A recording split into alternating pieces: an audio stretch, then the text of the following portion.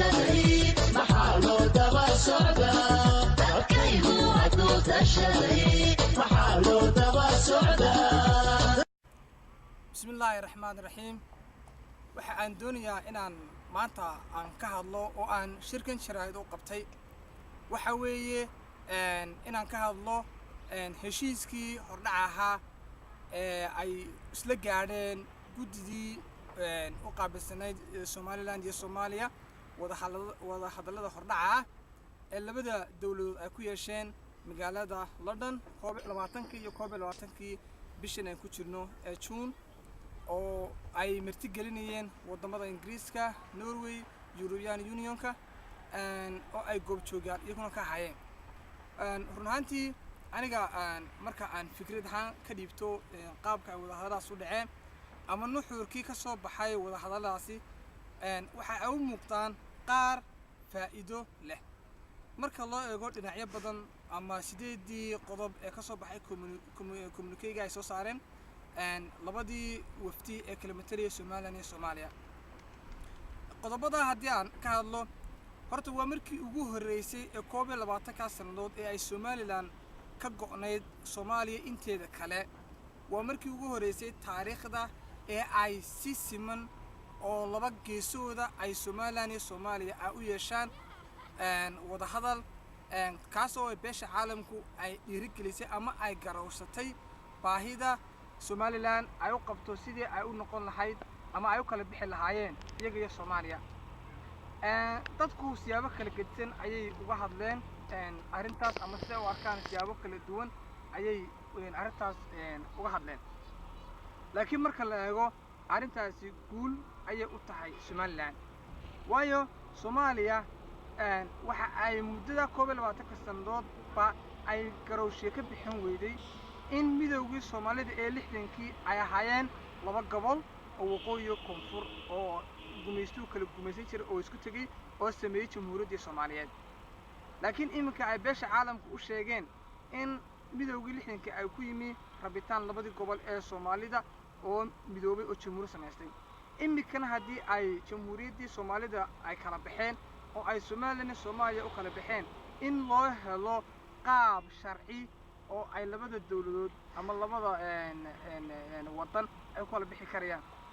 runtii arintaas waxay arin aad iyo aad lagu farxo dadkuna in reer Somaliland in arintaas ay qadariyaan oo ay dawladda ku taageeraan waa arin laga maarmaan ah tusaale ahaan waxa lagu sheegay communique ay soo saareen wufuudaasi ama labada kooxood ee Soomaaliya kilometri in dhaqaalaha la siiyo ama beesha caalamku ay ku bixiso Soomaaliya oo in ay la kala qaybsado oo beesha caalamku macaawimada ay Soomaaliya ay siin jirtay ay si toos ah qaybtii ay Soomaaliland ku lahayd loo siiyo arintaasi waxa ay dadajinaysaa in kambaniyada caalamku ay ku soo dhiiradaan in ay maal gashadaan Somaliland waayo kambaniyada caalamka ee soo saara shidaalka ama macdanaha kale soo saara markii hore kuma ay soo dhiiraneen in ay hantida galiyaan wadan aan la ixtiraafsaneyn laakiin iminka waxa ay tan horseed u tahay in kambaniyada caalamku ama maalqabeennada adduunyadu ay ku soo dhiiradaan inay Somaliland la macaamili karayaan xiriir wanaagsan la yeelan karayaan lacagtooda iyo maalkooda ku aamini karayaan inay gashadaan taas waxa ay reer Somaliland faa'iido ugu tahay waxa laga bixi doonaa shaqo yaraantii haysta dhalinyaro fara badan oo sanad walba jaamacadaha nooga soo baxa runtaas waxa weeyaan guul diblomaasi ay dawladdu gaadhay dawladda Somaliland ee uu hogaaminayo madaxweyne Silaanyo dadweynaha reer Somaliland waxa ay ku doorteen ama ay mandate ku siiyeen in ay hesho ama ay baadi goobto ixtiraafkii jid kasta oo loo mariyo ixtiraafkana dawladdu way ku saxsantahay in ay ka mid dhaliso arintan runtii waa hanaan aad iyo aad u qurux badan oo marka loo eego sharciga adduunyada u yaala ee laba wadan oo isku biiray ama oo dubu kala noqonaya ay dhex maraan u fiirso Jamhuuriyadda South Sudan markii ay labada dal dagaalo muddo badan socdeen oo malaayiin qof ku dhinteen oo dhex maray adduunyadu waxa arinta ka geysatay gacan weyn sidii labadan dal ee South Sudan iyo Sudan loo kala saar lahaa waatii wada heshiisyo ay labada dal kala saxeexdeen wali kala saxeexdeen magaalada ama wadanka Kenya kala saxeexdeen 2005 muddo 6 sannadood ayay wadahadaladaasi maalinba step soo qaadayeen ilaa la soo gaadhay in jamhuuriyadda suudaan ay ogolaatay in laga qaado referendum ama afti laga qaado dadweynaha koonfurta suudaan in ay weli ka mid noqonayaan suudaanta waqooyi ama ay ka go'ayaan arrintaasi waxa ay keentay in 98.5 dadka reer koonfurta suudaan ay u codeeyeen inay noqdaan dalka madaxweyne suudaanteeda kale wadada ay koonfurta suudaan martay ayimka Soomaaliland ku socotaa waxaan u sheegaa ninkii ku farxaya ama ninkii ku naxayo Soomaaliland iyo Soomaaliya in ay si dhaqso ah ay u kala bixi doonaan iyagoo noqon doona laba jamhuuriyadood oo walaala oo diraysa ma habboona in arrimahan degdeg laga bixiyo oo dadka reer Soomaaliland aad u degdeg badan yihiin mana dhacayso laba wafdi oo meel wada fadhiistay in ay soo saaraan go'aan sheegaya in Soomaaliya goday ama Soomaali weyn wixii la oran jiray dib loo helay waxay qaadanaysaa sanado badan 5 sano qaadan kartaa 10 sano qaadan kartaa muddo badan qaadan kartaa arrintaasna waa hanaanka la doonayo in sidii Soomaaliya u noqon lahayd jamhuuriyad madax bannaan loo gaaro arrintaas in sida loo fahmo ayaa habboon ragga mucaaradka ah ee mucaaradnimada iyo xaasidnimadu dawladda kaga soo horjeedaan iyagu yaana dhageysan baaqyada soo saarayaan ee ay leeyihiin qadiyadii Soomaaliland baa luntay madax bannaanidii Soomaaliland waa la iibsaday Soomaaliland cid ma iibsan karto madaxweyne Islaam ma iibsan karo dawlad ma iibsan karto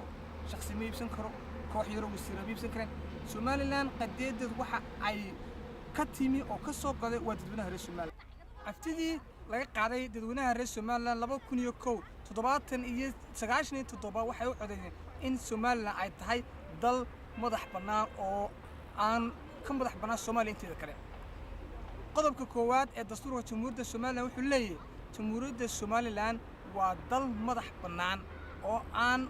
gorgortan geli karin qarannimadiisu iyo madax bannaanida Soomaaliland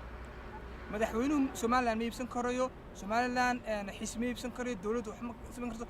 Soomaaliland awoodda shacbi ama rabitaan shacbi ayay ku timi in Soomaaliland ay noqoto dal madax bannaan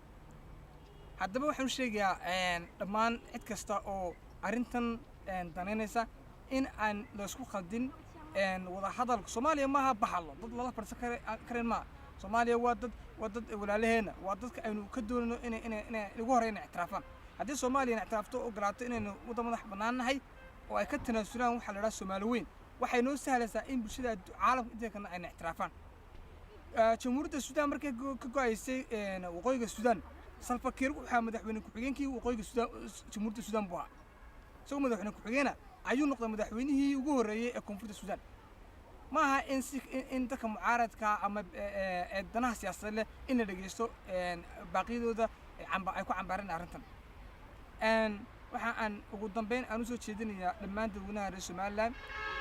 in wixii khaladaada ee dhexdeena aynu inagu xalinsano oo gaar ahaan arrimaha gobolada bariga Soomaaliland arrinta la xaliyo oo si nabadgelyo leh oo odayntinimo leh looga arrimiyo oo gogashii ku baaqan xiisiinayo